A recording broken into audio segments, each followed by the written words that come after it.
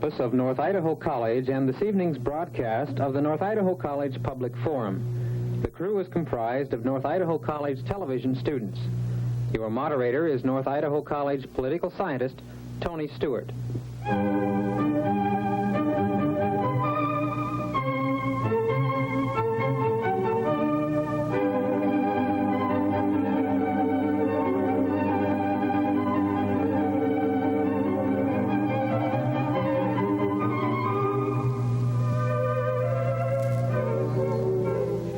Tonight we're going to be discussing the subject of Sasquatch, or often known as Bigfoot.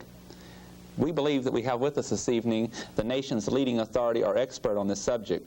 Our guest is Dr. Grover Krantz. As to background, Dr. Krantz holds a bachelor's degree and a master's from the University of California at Berkeley, and then did his PhD work and received his PhD from the University of Minnesota. He is a physical anthropologist, and he works and teaches at Washington State University, holding a faculty position there from 1968 to the present time. Dr. Krantz is also the author of a new book that is just out entitled The Scientist Looks at the Sasquatch. This book was printed by the University Press of Idaho in December and is available for the public at this time. Dr. Krantz has been with us twice before on this program in past years, and it is a pleasure to welcome you once again, Dr. Krantz. Thank you. Joining this evening in questioning our guest will be three panel members. First of all, visiting with the panel is Mr. Dick Raymond, who is a member of life sciences teaching in that field at North Idaho College. Welcome, Dick. Thank you, Tony. A member of our regular panel, Mary Lou Reed, holding a bachelor's degree from Mills College and her graduate work in religion at Columbia University. Welcome, Lou. Thanks, Tony. And our third panel member is Mr. Richard Snyder, teaching in the Division of Social Sciences in the field of anthropology at North Idaho College. Welcome, Richard. Thank you, Tony. We'll proceed to questions at once, and the first series will come from Dick Raymond. Dr. Krantz, might I start off by asking when was maybe the most recent sighting or report of a sighting of a Bigfoot? In other words, maybe somewhere close in this particular area.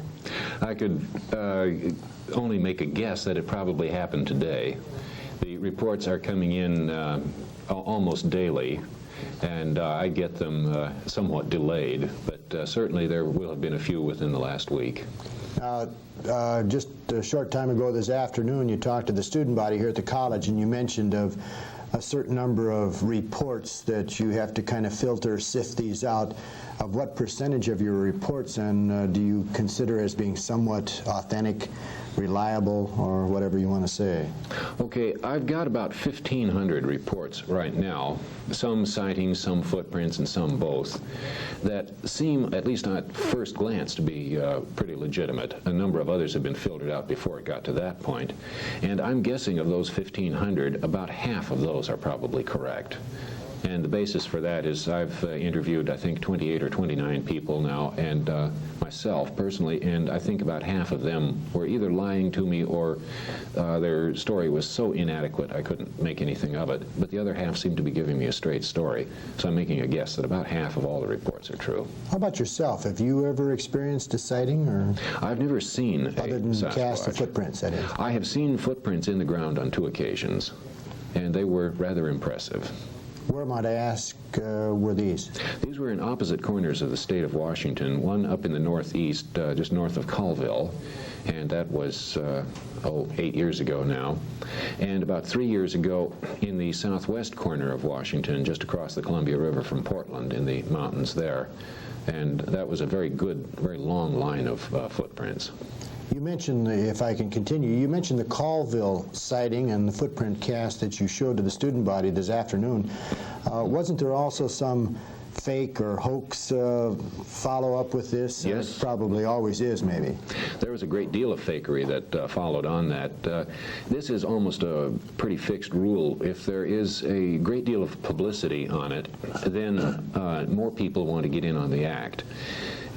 Some of the follow-up, usually you can say about a week or two, it's going to be straight, and then the follow-up comes in. Some of it will be people who are coming out of the woodwork who had seen and legitimate sightings, and they finally get enough courage to come out and tell somebody, and others just want to get their names in the news so they'll make up stories.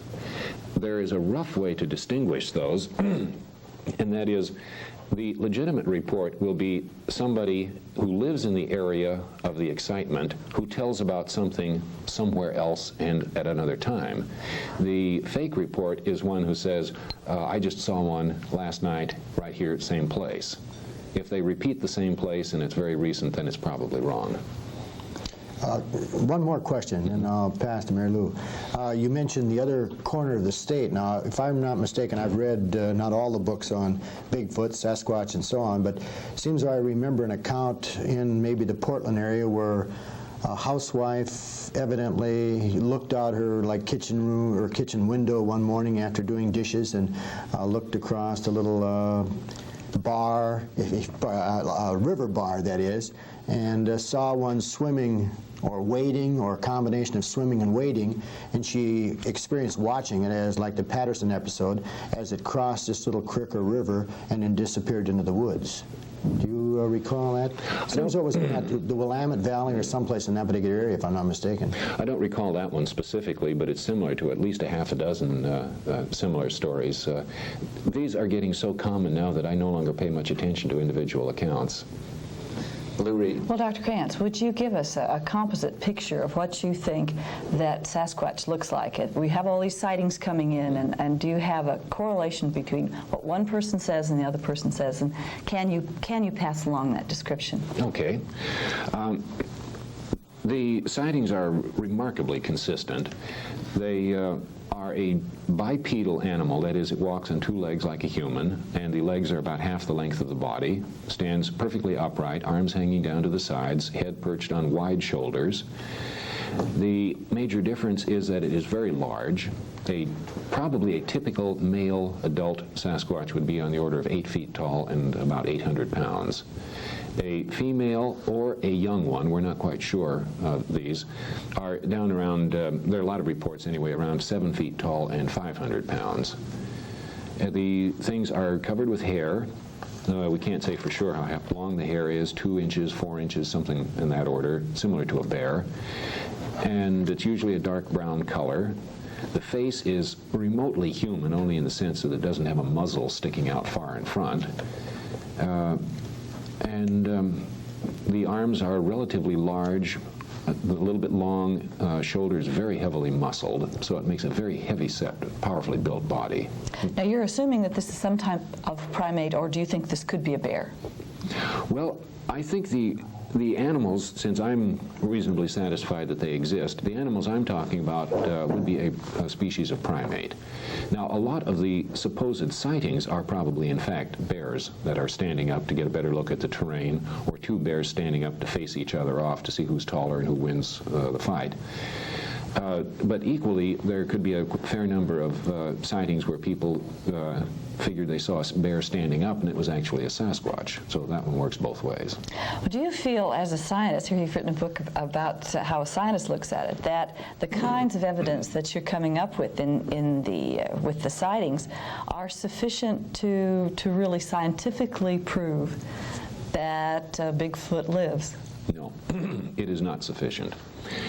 The kinds of evidence that I've got is sufficient for me because I have experienced these things, interviewed the people, seen the tracks, and so on myself. If it passes from me to someone else, it is removed by one step in the chain of authority or the chain of experience, and although it may be highly likely to somebody else, I would not expect anyone to necessarily believe it. So you aren't asking us to believe. That's right. I should clarify that. If anyone has a firm opinion that the Sasquatch does not exist, or an absolutely firm opinion that they do exist, I think both parties ought to re-examine, and I'd be much happier if they had a neutral opinion. Thank you. Richard Snyder. I'm just fascinated in the fact that you're a physical anthropologist, so few go through town. I was wondering if you could tell us a little bit about your background in physical anthropology. I happen to be familiar with some of the work you've done with body structures of early relatives of human beings, but maybe just, what's your background that allows you to do the kinds of examinations that you do? Okay, in terms of regular anthropology, my field is the study of human evolution and to some degree the study of human race. And so anything along that line is fair game for me. And I've done a fair amount of work on analyzing human fossil remains and pre-human fossil remains, written a number of articles on the subject. And I've taken issue with a lot of people on a lot of points, and so far I seem to come out ahead. I've just written a book on human races, which I'm not sure if it's going to be published yet, but that's also going to have a somewhat unusual approach to the subject. So yes, I've done quite a bit of work in what you might call the straight physical anthropology. But of course the public doesn't know about that. The public only knows what I do in the Sasquatch business. If I can follow up for just a minute, I've heard you make comments about the very conservative nature of science itself. And I wonder if you'd explain some of your attitudes about this conservative nature and perhaps conclude with why stick your neck out in terms of Bigfoot. Well, in general, what I've observed with not necessarily individual scientists, many of them are open-minded, but science as an establishment, as a discipline, I put it quite in a nutshell that science is not interested in discovering really big, unknown, new things. All they want to do is work out the minor details on things that are already known. And the scientific establishment definitely resists really original investigations. They have some good reasons for this, however, because most of the things that the public would like science to examine really have already been examined, or they are so crazy that there's no point in examining them. But the trouble, of course, is that for every, as I take a rough guess, for every 99 crazy ideas that the scientists have to put down, there would be one that turns out to be real. And scientists just get in the habit of putting down the crazy ideas, and they'll just pass right over that 1 in 100 that's real. And I think that's what they've done with the Sasquatch. Now, as to my own motivations for getting into it, that's a little bit peculiar. Just the fact that it may be man's closest living relative, and it would be perhaps in some way pertinent to human evolution, that's one justification. But another reason, of course, is that I'm rather interested in looking at anything. I don't respect authority with a capital A. I use my own judgment on anything and everything. Now, on the Sasquatch in particular, my investigation, because I stick out pretty much like a sore thumb, I'm not the only scientist who goes along with it, but I'm the only one who has stuck his neck out publicly on the subject. I stand alone there. This I've paid a pretty bitter price for in terms of adverse publicity, delayed promotions, lack of raises, and things like that. But I knew this was going to happen when I started out with this 8 years ago. But I figured if I win someday, if it pays off, if we get the remains of a Sasquatch, the victory is going to be tremendous. If it doesn't, well, I can afford the price. I don't worry about it that much. Dick Raymond. Doctor, you mentioned a little bit earlier, and especially to the student body this afternoon, I'd like to have you kind of expound on a couple of points that you made to the student body in regard to differentiating between what appears to be a for real footprint cast as compared to a hoax or a fake footprint. Mm-hmm. Would you tell us a little bit more about the idea of the bone structure, anatomical details that seems to lead you to the point where some of these casts are original? Okay. Well, there's one item I didn't mention to the group today, and that is if somebody puts on some big fake feet carved out of wood and with shoes on them and stick their feet in and go out walking, they will have a foot then that has about 3 times the surface area of their own normal human foot, and their body weight will be on an area 3 times as great, so it's only 1/3 as many pounds per square inch. And they will, in effect, snowshoe over the ground, and the imprints will be very shallow. So the obvious way to check that is if you see an imprint that looks like a Sasquatch footprint, just put your own foot down in the ground next to it, put all your weight on it, back off, and if your foot went down deeper, then you know somebody faked it. If it went down deeper than yours, then you know that thing went down with a force more than 3 times of your body weight, and that would often indicate that it was real. But there's much more, as I mentioned. I was able to deduce the bone structure to a large degree in these footprints from anomalous feet, and particularly one crippled foot, that is, working on the assumption, tentatively, that it was real, and I found that the structure of the foot was somewhat different from the human foot. The leverage was different. The heel was longer, and the front part of the foot was relatively shorter. And this checked out perfectly because that's exactly the way a Sasquatch foot would have to be redesigned in order to carry that much weight.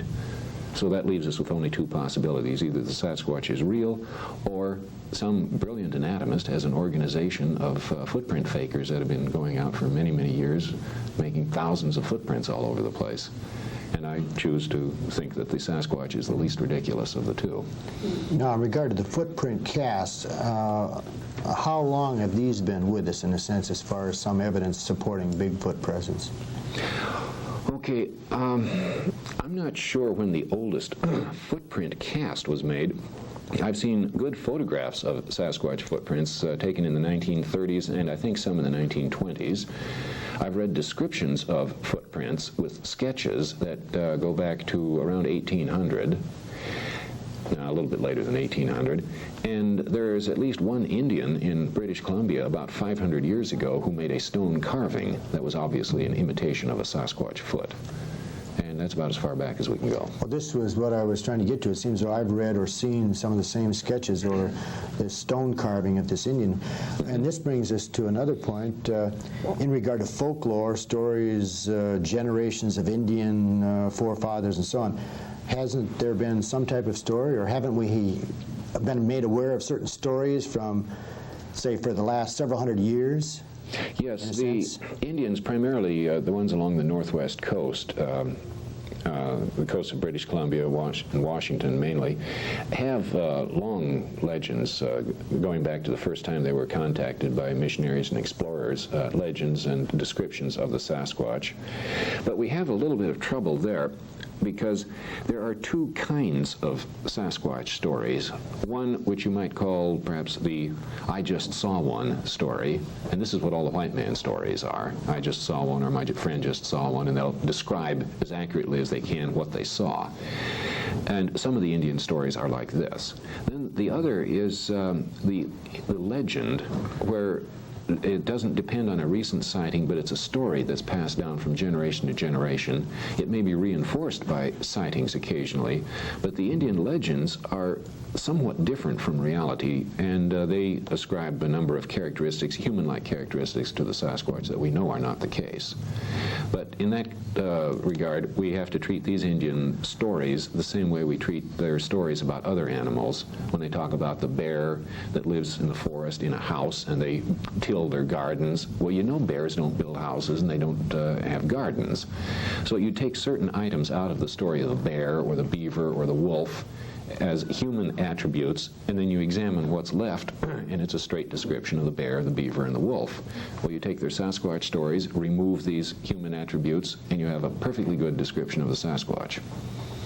What about the early accounting of the miners who were, I think, in Northern California, where they came back from the mine? I think there's a movie, kind of a documentary movie here a few years ago that portrayed this or reenacted it to a certain degree. That was Ape Canyon. That was in southwestern Washington. That may or may not be a true story. The miners apparently had some sort of experience, and I don't remember how many of them there were, 4 or 5, but only one of the miners was willing to talk about it, and he's the only man that we've gotten the story from. Now, why the others didn't talk about it is anybody's guess, because the first man made up the whole story, or the others just didn't want to be bothered with it.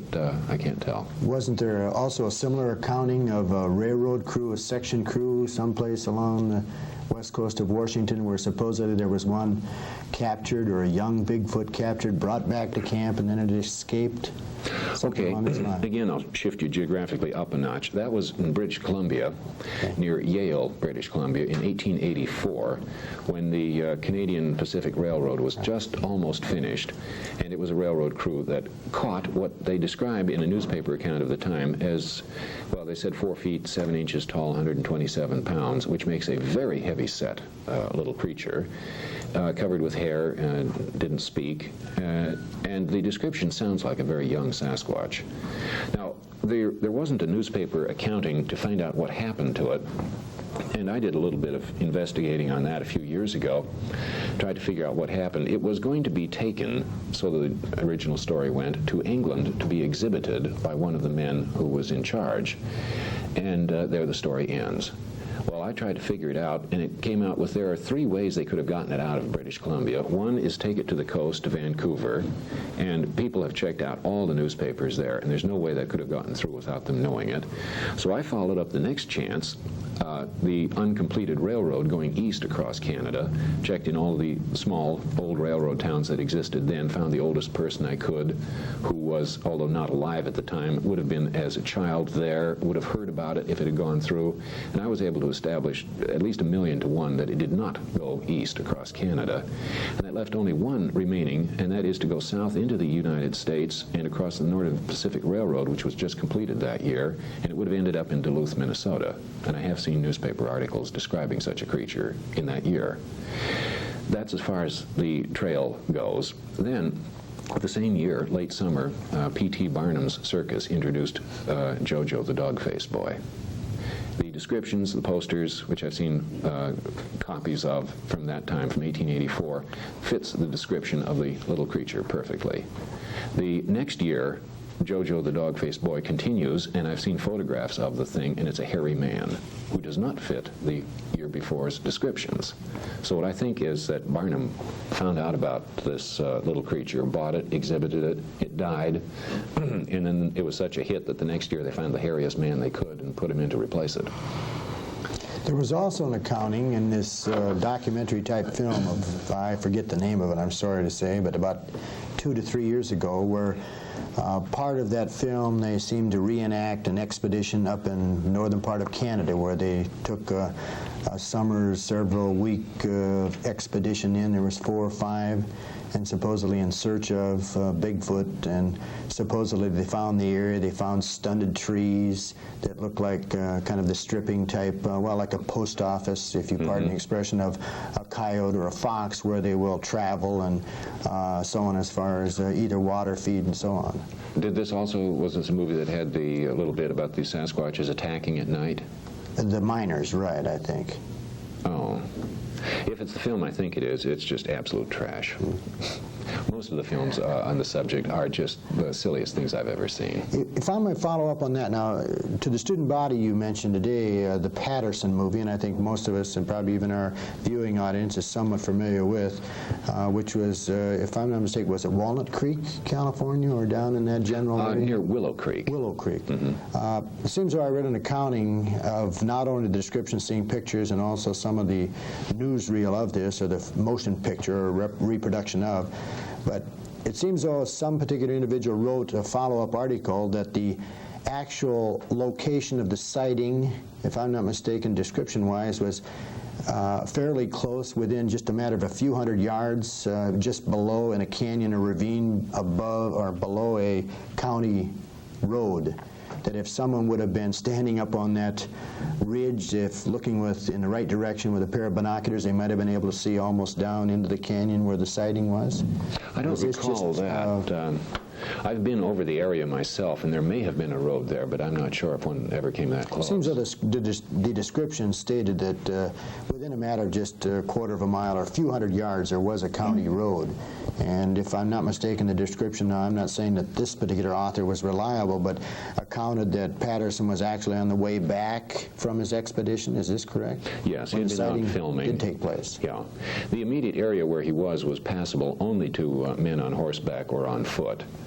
Where he was, you could not have gotten a vehicle of any kind in. Now, exactly how close a road was, if there was one within a quarter mile, I'd be a little bit surprised, but I suppose it's possible. But to get that last quarter mile would be very difficult for anybody. Sometimes the last quarter of the mile is the most difficult. Dr. Kranz, could we walk through some territory that we covered a couple of years ago? That is, what would you do with a Sasquatch if you ran across one? Now, I'm sure that you spend some time kind of imagining your ideal scenario of you are out in the woods and you meet the Sasquatch of your dreams. What would you like to do? Would you like to capture that Sasquatch? No. I would not try to capture it because it's essentially useless and it would be a very cruel thing to do. If I had my way about it, I would bring out my rifle and shoot it and kill it. And because you really would like to have the Sasquatch for scientific examination. Right. This is the only way that it can be absolutely established that these creatures exist. And that is to bring in a dead body or a substantial part of one. No other evidence would be satisfactory. I've talked to enough people. They would reject everything else. Now, this may mean shooting one. I would hope that somebody could find a skeleton of one, but that is such a remote possibility, it's almost impossible. Now, a lot of people say, well, why don't you just tranquilize one and capture it alive? Well, that would be about the cruelest thing you could possibly do to one of these animals. Why would that be cruel? Well, if you shoot it, there's a moment of pain and it's all over. If you capture it, that animal is going to be aware of his captors, and these are animals that prefer to avoid people, and it's going to be stuck in the presence of humans under restraint. And that would be like taking one of us maybe and putting us in a cage surrounded by gigantic spiders who are coming around looking at us and poking us and taking pictures. But what if there's only one left? Well, then they're extinct anyway. I guess I bring this up because there's been such an uproar about Bubbles, the poor hippo. I think that everyone is really feeling that man sometimes takes advantage of these animals in the wild, and perhaps capturing them and moving them to different places is not yeah, very Bubbles humane. the hippo, by the way, is a classic example, answer to people who say, why don't you use a tranquilizer gun? When you start out using tranquilizer guns, most animals are killed. It takes quite a while before they can figure out what to do. And Bubbles was, that was not unusual that Bubbles died from the tranquilizer shot. Lots of them do. So even if you do tranquilize an animal, it's 50-50 that you're going to get it back alive. How do you answer this age-old question that you keep getting of how come there is not more evidence of hair and food and scat and nests and all these different things? Why are there only footprints and visible sightings? Most of the other material, you can't tell the difference between that and the remains of a bear. And if you have some enthusiasts coming in gathering evidence, usually they just go nuts and they start finding evidence of Sasquatch everywhere, and you know that most of it just has to be wrong. This is a very rare animal. You would encounter its remains or the debris that it leaves very rarely, and trying to distinguish that from a bear is almost impossible. You're making it sound as if it's almost impossible to make a scientific case. It is almost impossible. Yeah. Richard Snyder. I'd like to do my little anthropology thing again, if I may, and toss out a couple of names of fossils, and perhaps you'd expound on them. Gigantopithecus and Giganthropus. Okay, those are the same thing. Gigantopithecus was the name given to some specimens of a gigantic primate. Giganthropus was a variation of the name suggested by one authority who thought that it was human and hence it should have the name Anthropus rather than Pithecus. Now, I have something. Here is a cast of a large part of the lower jaw of one of these Gigantopithecus specimens. And I think you can see very clearly that it is rather gigantic. The name is well chosen.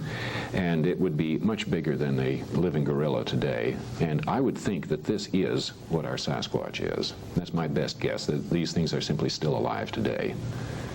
How long ago would Gigantopithecus have, at least how long ago does the fossil evidence we have date? Okay, unfortunately that one's in a big hodgepodge right now.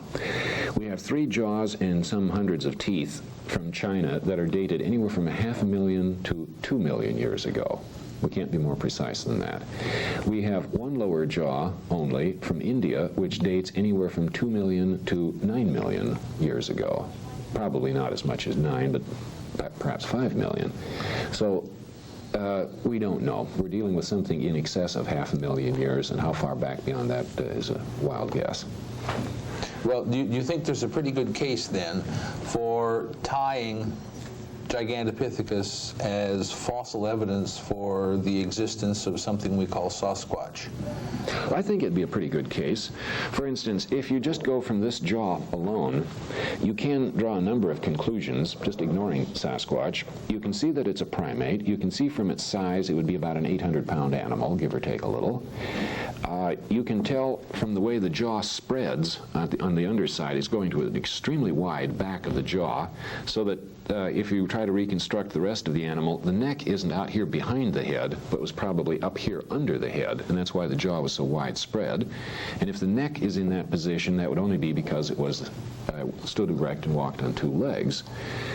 It's old enough that you can be pretty sure that we don't have the human hunting adaptations. There would be no reason for it to be hairless. It would be covered with hair.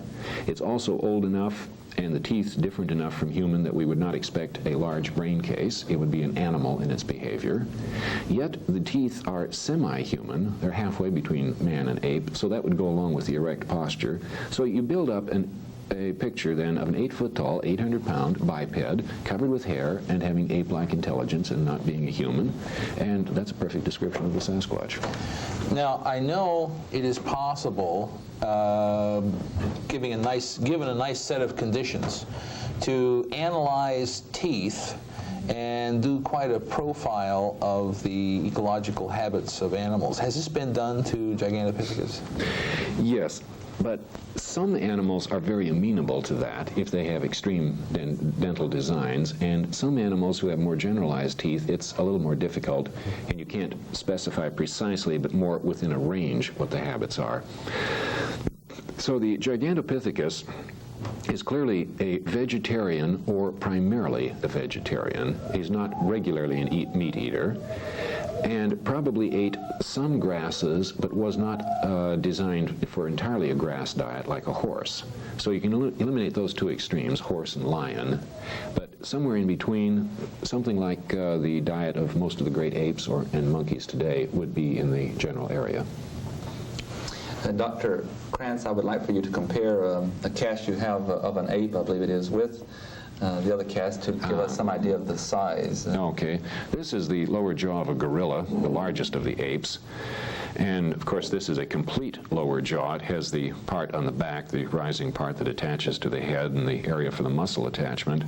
And I've colored lightly on this gorilla jaw the part corresponding to the Gigantopithecus. And if I just put them side by side here, the gorilla jaw is just about or almost as long as the Gigantopithecus, but the difference in height of the jaw and the size of the teeth is extremely remarkable, and the difference in the thickness of the jaw underneath the teeth, if that can be seen, is also extreme. This is an incredibly large animal compared to a gorilla. Now, if you had the rest of the gorilla's jaw, the back part, it would rise substantially higher and be almost twice as wide as this gorilla. Ladies and gentlemen, our guest is Dr. Grover Krantz, who many consider the nation's leading authority on the question of Sasquatch or Bigfoot. We shall at this time continue the questioning with Dick Raymond. Doctor, going back to the jaw specimens you have there then, would you class the Yeti or abominable snowman as comparable to our Bigfoot? Same primitive type organism? Okay, there I have to weasel out of it to some degree. I have not examined firsthand the evidence for the Yeti. That is, I haven't seen a footprint of one, and I have not talked to anyone who claims to have seen one. Now, I can get all of this information from the literature, but that would be like you getting the information from me. It's removed one step. So I do not consider that I have a real good basis for making a judgment on the Yeti. Now, in spite of that, I'll make some guesses. And I would say, if there is such a thing as the Yeti, and I'm not convinced one way or the other, then the most economical hypothesis would be to say it's a variation of our Sasquatch. The idea of one unknown primate is trouble enough. To postulate a second unknown species is just more trouble. Of course, the possibility, if there's one, can't there be two? Oh, there can be, but if the odds are 10 to 1 against 1, then the odds are 100 to 1 against 2. But again, when you start speculating, as we were joking about earlier, you start speculating, who are you or any of us here to say when we have to stop speculating? We can speculate indefinitely, but how far we take ourselves seriously, we got to be a little bit concerned. Right. But yeah, I would speculate, sure, we might have 2 species, we might have more. It gets less and less likely, but I wouldn't say it's impossible. Well, let me follow up with this question then. Have you personally spoken to individuals like yourself who are doing some research in other areas, like in India and so on, in the same regard as far as the possibility of creatures such as we are concerned with Bigfoot? Yeah, I'm in letter contact with two individuals in Russia. They live in Moscow, Russia, and they are interested in the phenomenon, and they check stories, but they are somewhat farther removed from the evidence than I am here. That is, they just gather reports and they don't go out and see what's actually going on. I've also communicated a few times with a man in Outer Mongolia who is an academic person of some stature. He's a very old man, however, and does not go out and investigate things. People bring him reports. And he sent me a photograph once of what he thought was one of the finest footprints of their weird things that he'd ever seen. And I just dismissed it instantly as a fake. So I'm not sure that their evidence is very good. How about, is it Peter Byrne in the Dalles? Peter Byrne, he used to be at the Dalles. He's at Hood River now. That's where his base of organization is. This is what he calls the Bigfoot Information Center. He is at present in Nepal doing some investigation on the Yeti subject, and he should be back in town in Hood River on about the 1st of April. But he has been operating this information center there for quite a number of years, 4 or 5 years now. And he's been gathering a good deal of information and disseminating it, and of course, he hasn't gotten definitive proof of the Sasquatch either. Isn't he an individual that did, in an opportune sighting, look out above the Dalles, Oregon, and see a creature of some large size traveling, or was this merely an account that he reported in one of his books? But that must be one of the, I think that would be one of the many reports of other people. I don't recall that he's ever told me that he actually saw one. Maybe he did, maybe he didn't. I'd have to back off on that. No, I don't mean to tie him up that he had, but it seems I remember reading one of his books, and it seems as though that he had done some studies to the degree where the Dalles seemed to be kind of on a site of possible migration, if there was quite a colony or a group of these Sasquatch at one time. He was considering the possibility of movement between the states of Washington and Oregon, both directions, and that if you go farther west than that area, you're getting into too much civilization. If you're going farther east, it's into too dry country and not tree cover. So somewhere between the Dalles and Hood River would be the most likely place for trying to cross the Columbia River. So he first set up his operation in the Dalles, and later he moved to Hood River. So he is covering that area, hoping for more reports. Lou Reed. My question follows from Dick's. I was wondering about what kind of networking was going on, and so the information that people pass from one to the other is really funneled through this fellow in the Dalles. Is that correct? No. The biggest network is funneled through a man named John Green in Canada. And there are a number of other people who work on this and have their own information, but most of them tend to keep it a little bit away from each other. That is, Peter Byrne's operation and John Green's operation they're not really together. So there really is no organization, and you don't get together with conferences. Actually, you're all eager to be the first to perhaps tie it down. That's a major problem, at least for the people who don't have any academic standing or any great involvement in it.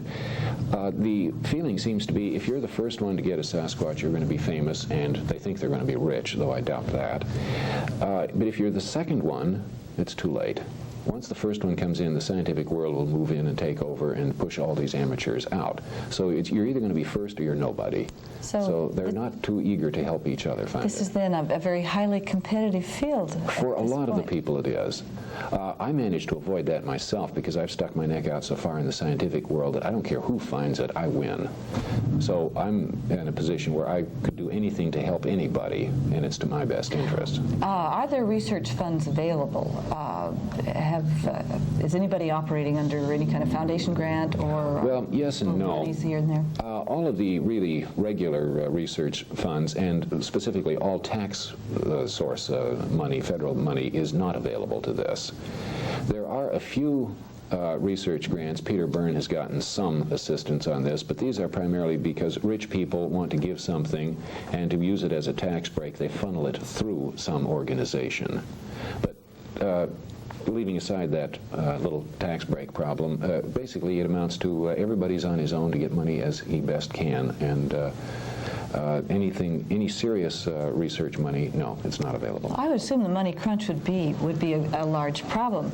If you're talking about any kind of expeditions that are spending some time in the woods with this in mind. Yeah, well, that depends on what you mean by an expedition and what you want to do. I should specify that I'm currently spending somewhere between $2,000 and $3,000 a year out of my own pocket on this investigation, and I can spare it. I got a little more income than my expenses, so that works out just fine. And if someone offered me additional money, I would have no idea what to do with it.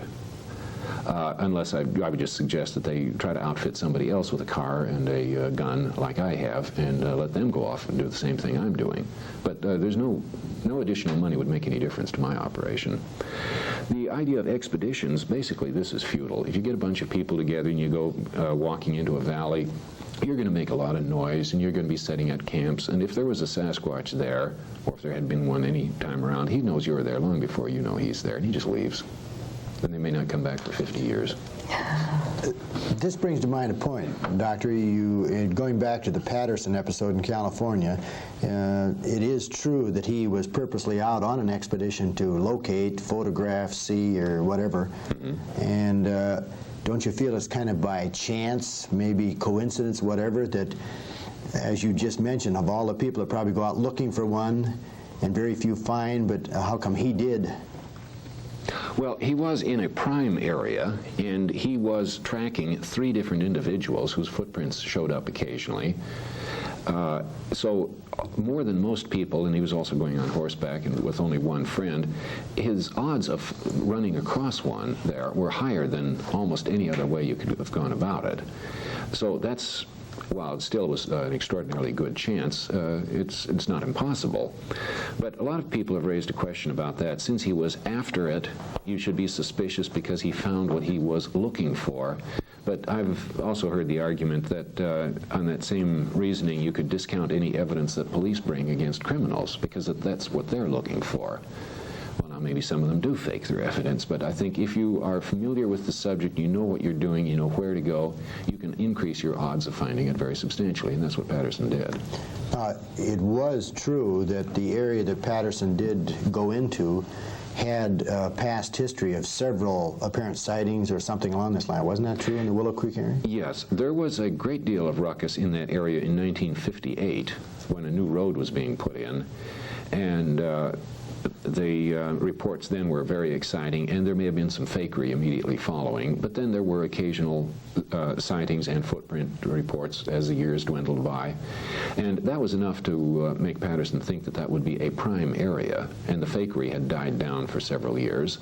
And so in 1967, that's when he was searching there, he was following real footprints on occasion, and he did encounter this thing. It's not too surprising. Richard Snyder.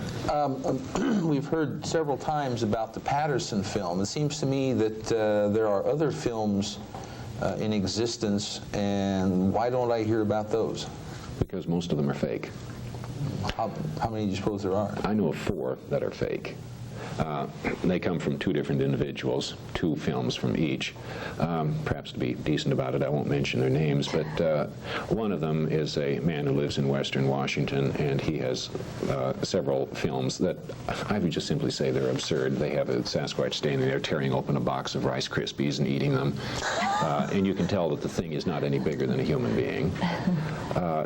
And his films I would just ignore then. The other one is a wildlife photographer and game guide, and his films, at least one of them, was rather good. It had me fooled for a while, until it turned out that I got to the site where it was filmed, and I could measure the tree that it bumped into and so on, and I established that the creature being filmed was almost exactly 6 feet tall, and he said it was 8 feet tall, and it had a particular design on one foot that zeroed it in on a particular individual. So since it was only 6 feet tall, we know that he must have faked the foot in a smaller size, and so that one fell down. And another case, he produced a film where I think I know who was in the monkey suit. It was a friend of his. I'm curious, of the Patterson film, I assume that you're accepting that as valid, Yes, as far as you're concerned. As far as I can tell, it is perfect. Can you tell, just by the movements of the creature in the film, are Are they the fluid movements of a real animal or someone hoofing it along in a monkey suit, as you put it? Secondly, is there any muscle structure visible that is primate but non-human? Okay, the movements, yes, you can tell a few things about the movement. The type of locomotion is basically human, walking on two legs and the arms swinging. There's not much variation you can do on that, except that this thing moves in what I could only describe as a more ponderous manner. A human being who's walking along can jerk and twitch an arm very easily, just pull on the muscle and it moves.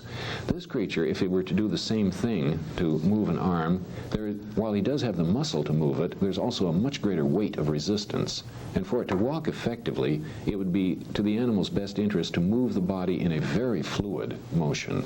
In other words, a lot of inertia to the body.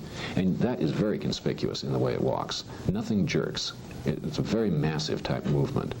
So it has to almost certainly be something much larger than a normal human being. Well, to follow up on that, could it be an 8-foot man? I understand there have been people 8 feet, 8 feet 6. Yes, there have, but everything above, well, anything in the order of 8 feet is a hopeless cripple.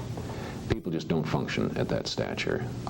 The design of the human body, as you get into that kind of size, the muscle strength is not keeping up with the body weight, and you'd have to redesign all of the muscle attachments in order to make it work, and humans are not so redesigned. In fact, in the 7 to 7.5 foot range, where you have a lot of basketball players, there's 1,000 men in that size range that cannot even walk for every one that ends up on a basketball team. There's only a few rare 7-footers that can function that well. Another point along this line, human beings are derived out of tree-dwelling, brachiating kind of environment. And I'm curious, does this creature, as you perceive it, appear to have many of the same adaptions of the apes and man, with the broad chest, the arms at the sides, well-developed muscle structure, arms that are longer perhaps than human beings? Yeah, very definitely it shows the brachiating adaptations if you're going to depend on the visual sightings of the animal. There's nothing in the foot that positively says a brachiator. There's some good suggestions, but nothing positive. But the body design with the very wide shoulders, that is only a brachiator has that design. I'm curious, for a final thing, I've heard on several occasions that no one seems to be able to find where Sasquatches live. And it would be neat if you stumbled onto a cave, I'm sure, and there was this little domestic scene with Sasquatches and so forth.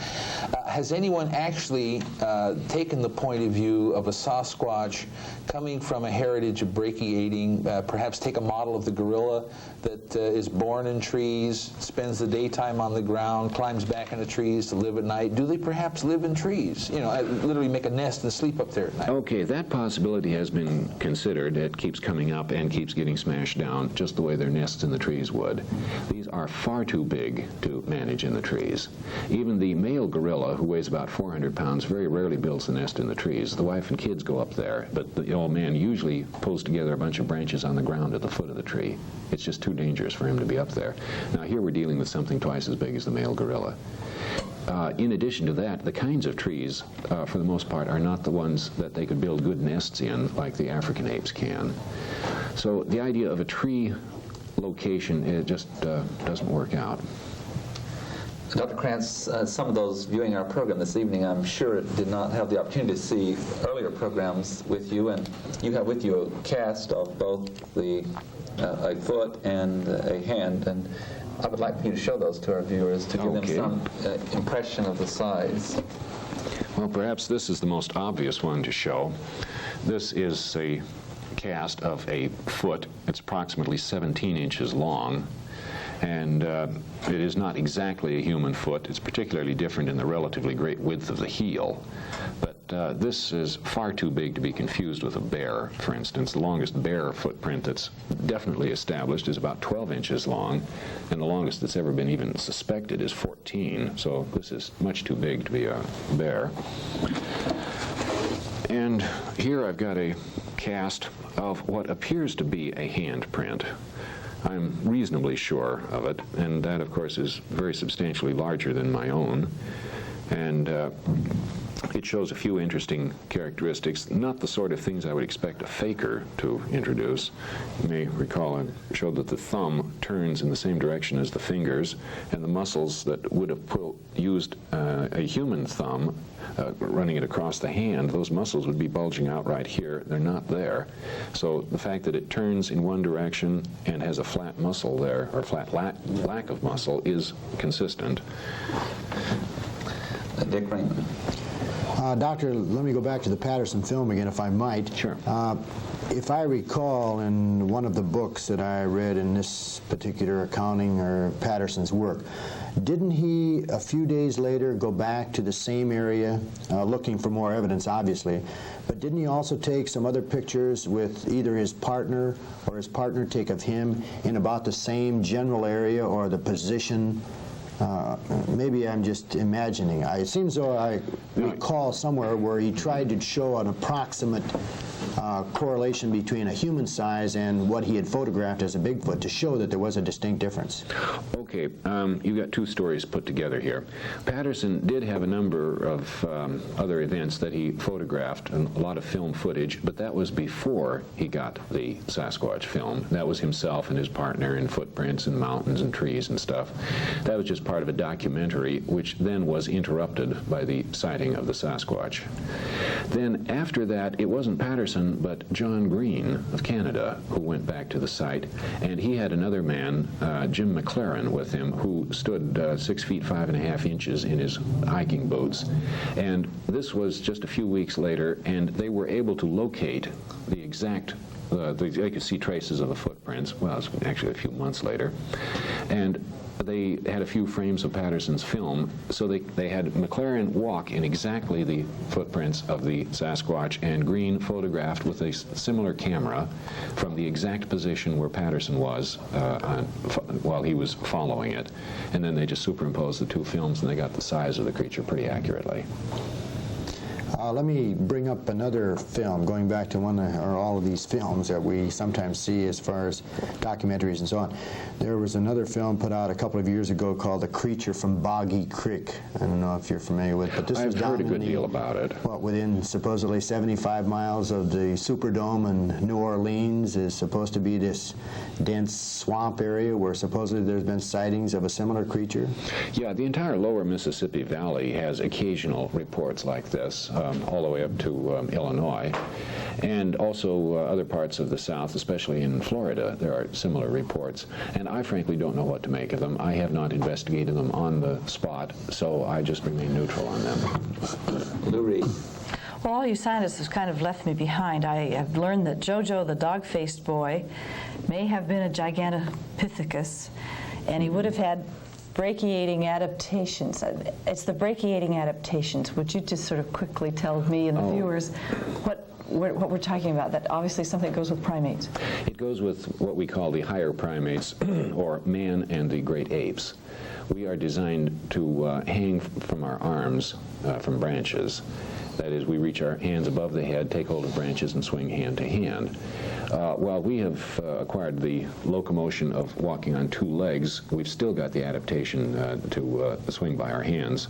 I'll just give you one example of that. If you hold your arm out, you can turn your palm up and slightly back, but you can rotate it all the way around, full 360 degrees. Now, no other animal can do that, but we and the great apes can. That is so that you can reach up and you can turn your hand in any way to take hold of a branch above your head. If you're walking on the ground, it doesn't make so much difference.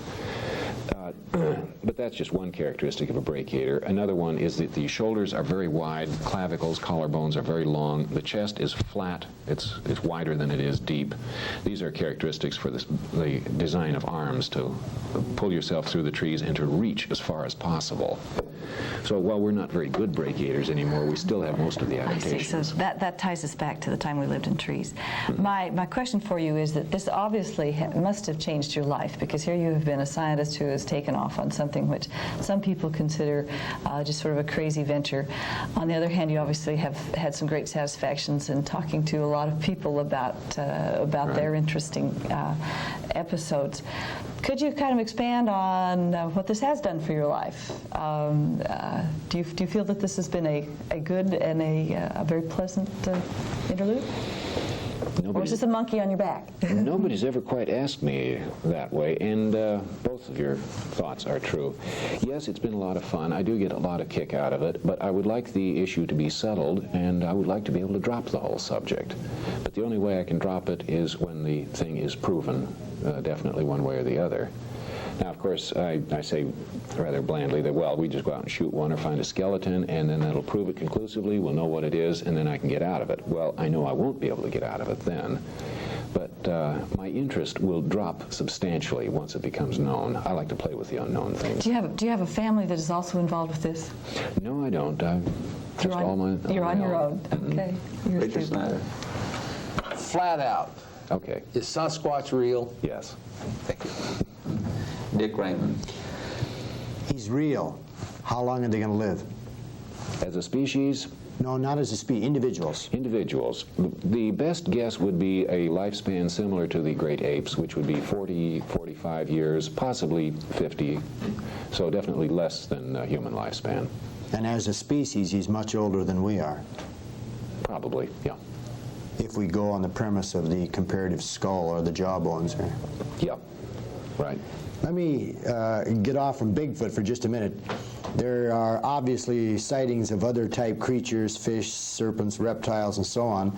And again, up in our neighboring area, British Columbia, Lake Okanagan, supposedly a monster serpentine, head shaped like a horse, snake, reptile, 20 to 30 feet long, called Okopogo. Would you give us a comment on Okopogo? No. I don't know really anything more about it than what you just said now, and I have chosen not to investigate it. You might say that as a professor, I'm issued at most a certain number of deviation points, and I've used them all up on Sasquatch.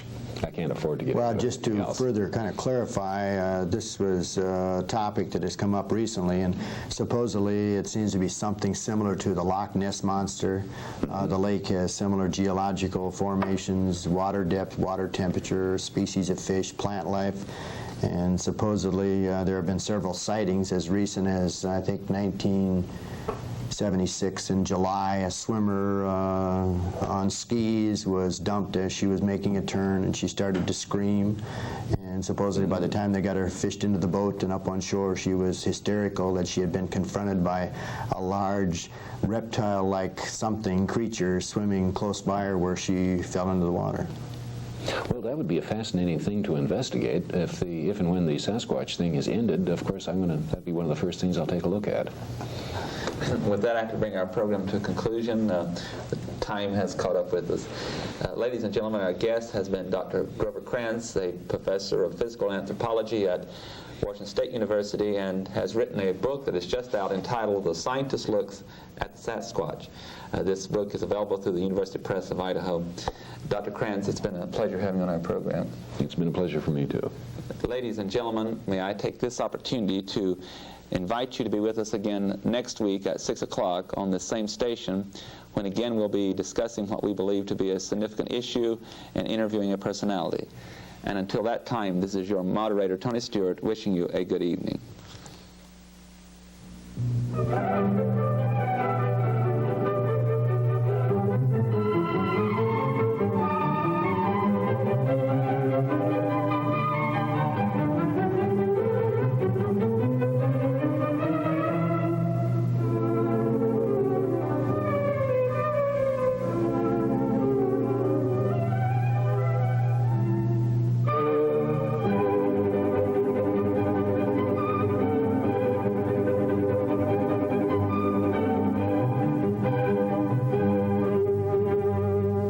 Idaho College Public Forum can be seen at this same time each week over this station.